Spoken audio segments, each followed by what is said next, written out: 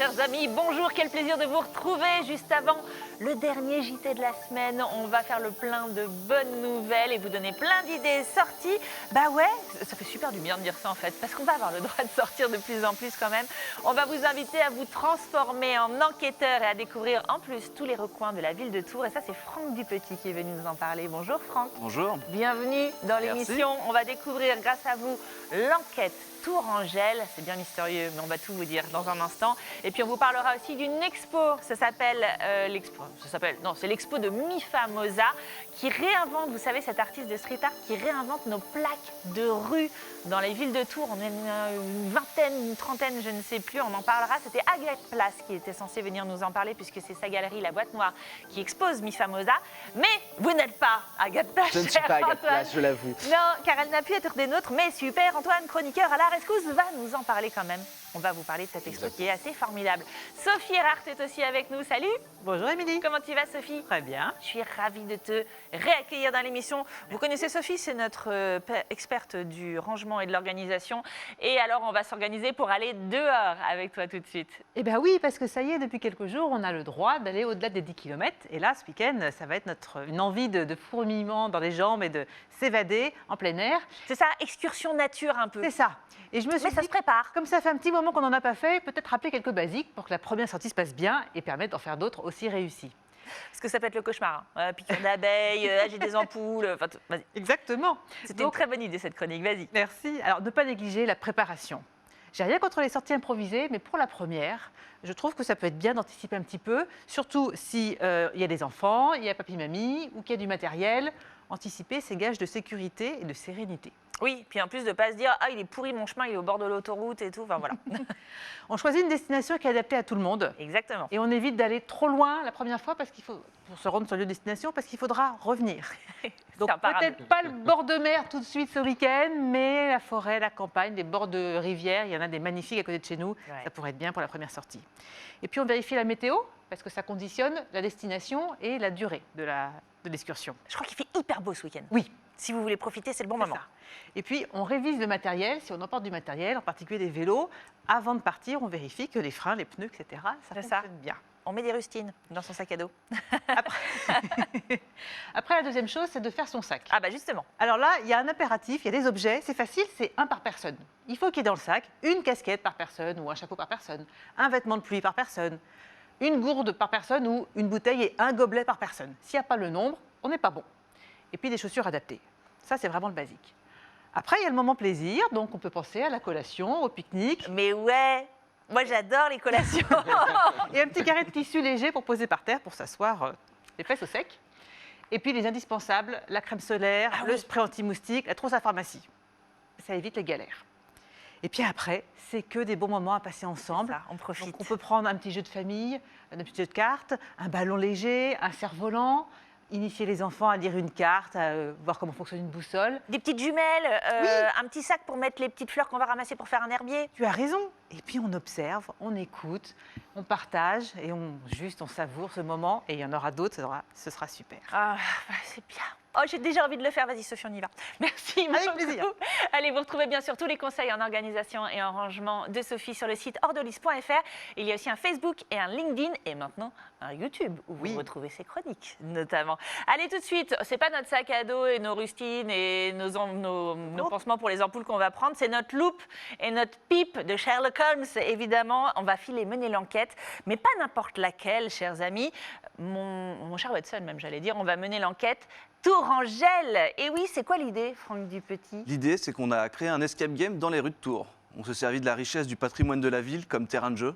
Donc, comme un escape game classique, le but, c'est de mener l'enquête, de trouver le meurtrier. Là, ce sera le conservateur qui a été assassiné. Donc, quoi? Le conservateur? Dans les années 50, le conservateur a été assassiné. Mais c'est pas possible. Et mais là, qui est-ce? Les qui l'a tué? participants vont partir avec un sac à dos comme celui-ci. Ah, qui a été bien fait par Sophie. Ouais. Mais par contre, il y a des cadenas un petit peu partout, de toutes les couleurs, de toutes les formes. Ah ouais. Et les participants vont avoir 2 heures pour réussir à mener l'enquête et retrouver le meurtrier du conservateur. Donc en ouvrant tous les petits cadenas, tout ça, il y a plein de mystères à résoudre, j'imagine. Il y a plein de mystères à l'intérieur, il y a plein de pièces, il y a des objets à manipuler. Il y a à peu près 3 km de marche à faire dans le centre de la ville de Tours. Super. On passe par tous les bâtiments historiques de la ville. Mais c'est ça, en fait, c'est ce qu'on disait, c'est un escape game, mais le truc, un escape game, la personne a du mal avec l'addiction, mais le truc en plus, c'est la découverte ou la redécouverte de notre patrimoine à nous, de notre ville de Tours. Comment vous avez eu cette idée-là, finalement, d'allier les deux? Ben, on a eu cette idée-là avec mon frère qui est mon associé, on adore les escape games. Comment il s'appelle? Pierre. Salut Pierre. Ouais, on adore les escape games, à voyager dans différentes villes. Ça s'est déjà fait dans d'autres villes, on a trouvé le concept vraiment super. Super, ouais. Et on s'est dit qu'on a une ville qui se prête vraiment au jeu parce qu'on a une richesse Ah ouais. culturelle et urbaine énorme à Tours. Donc on est parti d'une carte, on s'est lancé Tours comme terrain de jeu. Et c'est parti, on a trouvé une enquête, une autre énigme, d'autres choses à faire ici. On en a créé une histoire et c'était parti. On a créé l'enquête Tourangelle. Alors concrètement, comment ça se passe? On vous rejoint à un point de départ? Ouais, on est situé place Anatole-France, juste en face de la fac des Tanneurs. Ok, très bien. On a un véhicule, on est en extérieur. Même On voit très bien, regardez, alors on a vu le véhicule passer. On le voit le véhicule qui est derrière. Voilà. On vous rejoint là, et alors là? Et là, on part pour. Il y a un speech de départ. Ouais. On vous explique les règles du jeu, comment ça se passe. On vous délivre un sac à dos et vous passez 2 heures en autonomie dans la ville de Tours. Et il n'y a pas besoin de téléphone portable, tout est manuel. Google, ça ne peut pas vous aider pour résoudre cette enquête. Ah, les petits tricheurs, ça y est. Il n'y a on pas de s'est réalité fait virtuelle, non, il n'y a pas de tricherie. Vous avez dû vous amuser comme des dingues à créer cette aventure pour Ouais, les alors, gens. on s'est vraiment beaucoup amusé, beaucoup de recherches, on a appris plein de choses sur la ville de Tours. On a vraiment une. Vous avez appris des trucs, vous aussi? Oui. Ah bah, tiens, puis on partage le savoir, ça c'est toujours bien. Je crois que vous venez de lancer l'enquête Tourangelle, hein, c'est tout récent Ouais, comme c'est ça, projet. on a ouvert samedi. Vous avez ouvert ce samedi, ce week-end, vous nous avez fait des petites photos qu'on a pu voir. Comment ça s'est passé justement? Comment les retours des participants ont été? Qu'est-ce qu'ils vous ont dit? Mais, on était étonnamment, enfin pas étonnamment surpris, mais si étonnamment surpris. Beaucoup de bons retours, les gens ont adoré. Beaucoup de personnes ont réussi en moins de 2 heures. Il y en a qui ont mis 1h43, on a un record. Oh, record à battre, les amis. Vous savez ce qu'il vous reste à faire. Mais en famille ou en amis, tous les retours ont été vraiment positifs. On est très contents. Alors justement, si on veut participer, Sophie, par exemple, est-ce qu'il y a des critères? Est-ce qu'il faut être plus ou moins âgé? Est-ce qu'on peut venir avec les enfants? Il faut être combien au maximum, On etc. peut venir avec les enfants. À partir de 12 ans, on peut commencer vraiment à participer activement à l'enquête. D'accord. Et on est ouvert, on a des départs à 10h, 11h, 14h, 15h, 17h, 18h.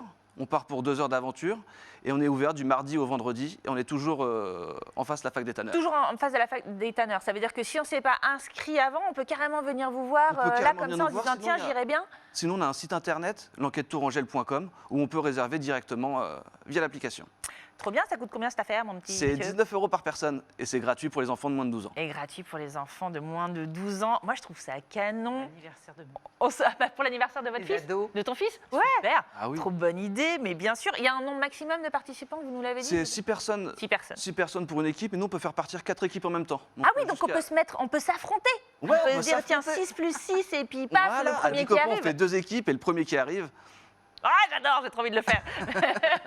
Merci beaucoup, Franck, de nous avoir fait Merci. découvrir cette enquête Tourangelle. Je vous renvoie sur le site, il est inscrit sur votre écran, c'est enquête-tourangelle.com.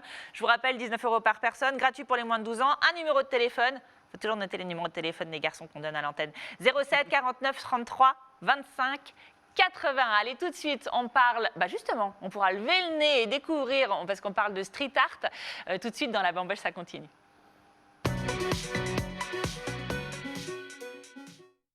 Et c'est toi, Antoine, qui va nous parler de cette exposition. Alors, moi, je t'avoue que j'ai quand même insisté pour qu'on en parle. Et toi aussi, je sais que tu étais content qu'on en parle. Pourquoi? Parce que nous, on adore Mi Famosa depuis le début, tous les deux. Explique-nous. Vous connaissez d'abord l'un et l'autre, non? Si, j'ai déjà vu dans Mi les Famosa, retours, déjà ouais. vu, mais vous connaissiez son nom et sa Je ne d'artiste? savais pas que c'était Mi Famosa, mais on en voit un petit peu partout. Antoine, dis-nous tout, qu'est-ce que c'est Mi Famosa? Qui c'est surtout? Alors, on ne sait pas. On sait Justement, pas. c'est le Mystère. principe.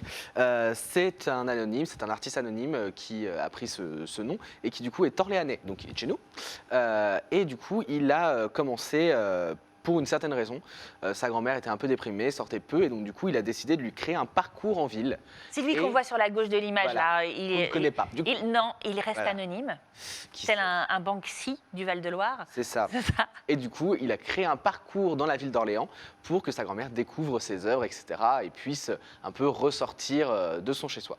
Et petit à petit, encouragé par sa mère et sa sœur, Oui, parce que sa Il sœur, s'est paf, qu'est-ce qu'elle fait développé. à part faire ses études à Tours?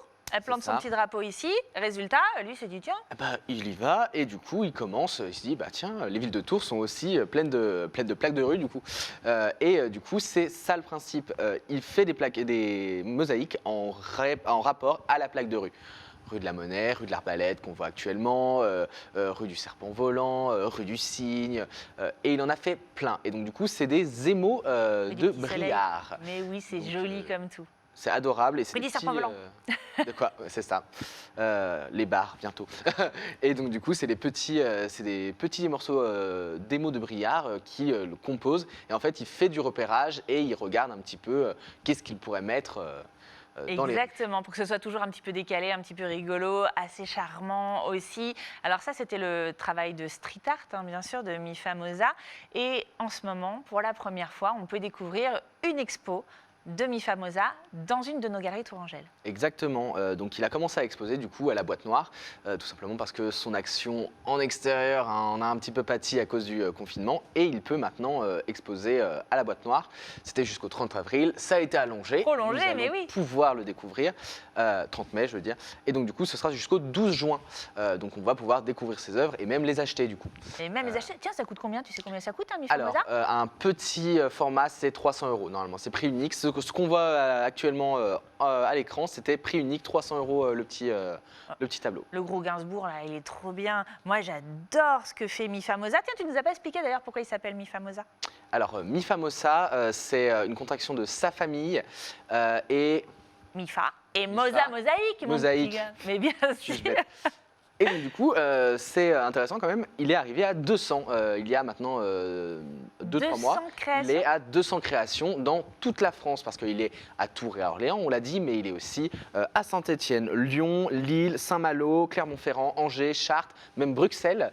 Donc on peut en trouver de partout, il faut juste lever les yeux. Trop bien, tu lèves les yeux, tu lèves ton téléphone, tu fais un petit clic et puis hop, hashtag Mifamosa et comme ça on va faire une grande galerie en ligne aussi de Mifamosa. Exactement. Moi j'adore. Allez, c'est jusqu'au 12 juin à la galerie La Boîte Noire. Je vous donne l'adresse, c'est 57 rue du Grand Marché à Tours. Il y a un numéro de téléphone 06 99 19 52 22 dont à découvrir aussi un petit peu partout dans nos rues de Tours. Bon voilà, c'est la fin de l'émission. Ah non! Non, mais c'est normal, mais c'est le week-end, on a plein de trucs à faire. De toute façon, vous nous avez donné plein d'idées. On se donne rendez-vous place Anatole France pour aller découvrir l'enquête Tourangelle. Le premier départ, c'est à quelle heure? 10h. N'hésitez pas, chers amis, allez vous amuser et découvrir les rues de Tours. Et puis nous, on va aller se promener en forêt avec Sophie. À très bientôt, passez un excellent week-end. On se retrouve dès la semaine prochaine à la même heure, au même endroit. Salut!